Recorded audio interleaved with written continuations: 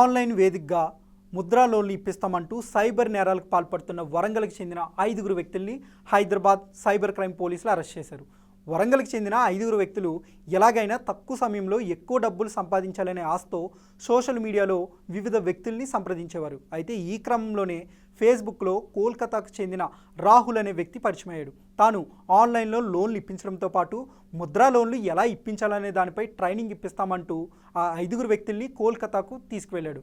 కోల్కతాలో సైబర్ నేరాలు ఎలా చేయాలి, పోలీసులకు చిక్కకుండా ఎలా ఉండాలనే దానిపై మొత్తం ట్రైనింగ్ ఇచ్చేవాడు. కేవలం తెలంగాణ, ఏపీకి సంబంధించిన వ్యక్తులకు మాత్రమే కాకుండా దేశవ్యాప్తంగా వివిధ రాష్ట్రాల్లో ఉన్న వ్యక్తులకి ట్రైనింగ్ ఇచ్చేవారు. తిరిగి ఆయా రాష్ట్రాలకు ఈ వ్యక్తుల్ని పంపించేసేవారు.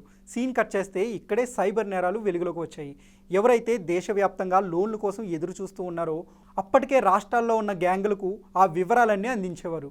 తీరా బ్యాంక్ సిబ్బంది అంటూ కాల్ చేసి త్వరలోనే మీకు ముద్ర లోన్ ఇప్పిస్తామంటూ, లేదంటే ఇప్పటికే మీకు లోన్ మంజూరైందని, అయితే ఈ లోన్ పొందాలంటే తమకు డబ్బులు చెల్లించాలంటూ జీఎస్టీ, సర్వీస్ ట్యాక్స్, అలాగే రిఫండబుల్ అమౌంట్ అంటూ వివిధ పద్ధతుల్లో డబ్బులు కాజేసేవారు. హైదరాబాద్కు చెందిన ఓ మహిళ నుంచి ఈ గ్యాంగ్ సుమారు ₹1,00,000 కాజేయగా ఈ మహిళ పోలీసులను ఆశ్రయించింది. ఈ క్రమంలోనే ఈ సైబర్ నెట్వర్క్ని పోలీసులు ఛేదించారు.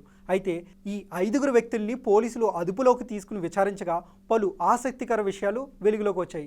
ముఖ్యంగా దోచుకున్న డబ్బులో 70% ఈ సైబర్ నేరగాళ్లు తీసుకోగా మిగిలిన 30% తమకు కమిషన్లుగా చెల్లించేవారని పోలీసులు ఎదుట నిందితులు ఒప్పుకున్నారు. ముఖ్యంగా ఆన్లైన్ వేదికగా లోన్లు ఇప్పిస్తామన్నా, ముద్రా లోన్లు ఇప్పిస్తామన్నా ఎట్టి పరిస్థితుల్లోనూ నమ్మవద్దని, ఆన్లైన్ ఫోన్ కాల్స్ పట్ల లేదంటే గుర్తు తెలియని వ్యక్తులు పంపే మెసేజ్ల పట్ల అప్రమత్తంగా ఉండాలని సైబర్ పోలీసులు సూచిస్తున్నారు.